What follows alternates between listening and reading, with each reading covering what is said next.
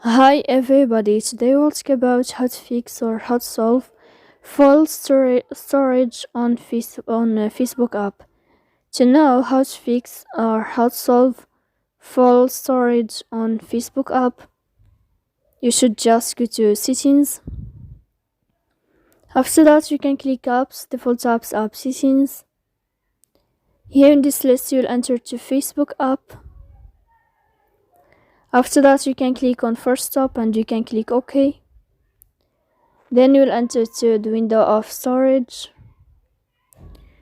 Here you can click clear cache.